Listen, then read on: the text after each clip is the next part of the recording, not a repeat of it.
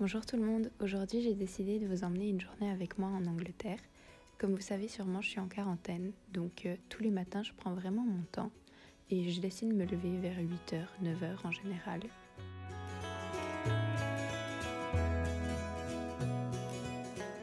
Ensuite je descends et là c'était un jour où il faisait vraiment beau, j'avais de la chance et comme vous me connaissez, jamais sans mon café quoi.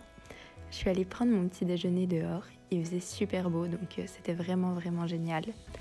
Et ensuite, j'ai décidé de me mettre à faire du sport comme tous les matins, je prends un petit moment.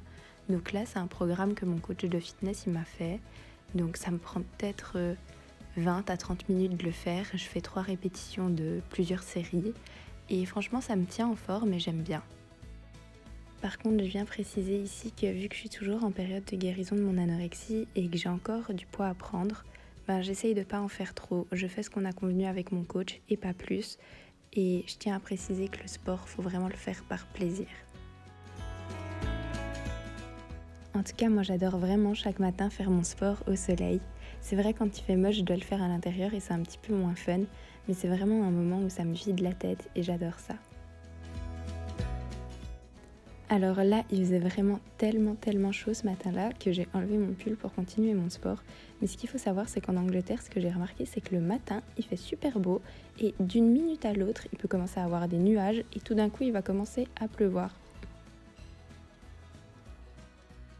Ensuite, je m'amuse, je regarde si ma souplesse ça va encore. Je refais des choses que je faisais quand je faisais du cirque, quand j'étais plus petite, parce qu'il faut faire passer le temps quand même. Une fois que j'ai fini mon sport, j'ai décidé d'aller me faire un petit jus de citron avant de me mettre à travailler sur mon ordinateur.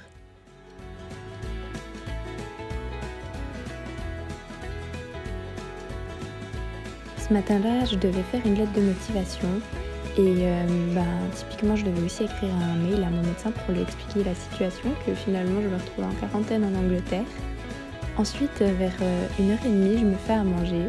Donc là, typiquement, j'avais une salade de betterave, des tomates cerises, de la ratatouille et sous le parmesan, il y avait de la quinoa.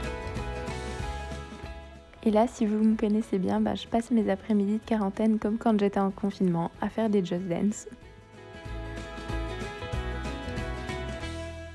Ensuite, avec la famille qui m'accueille, on a décidé de faire un cake au citron.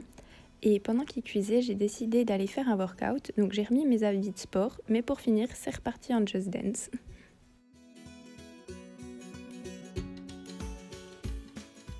Et vu qu'on est en Angleterre, j'ai décidé d'aller me faire un petit thé avant de commencer ma routine de soins.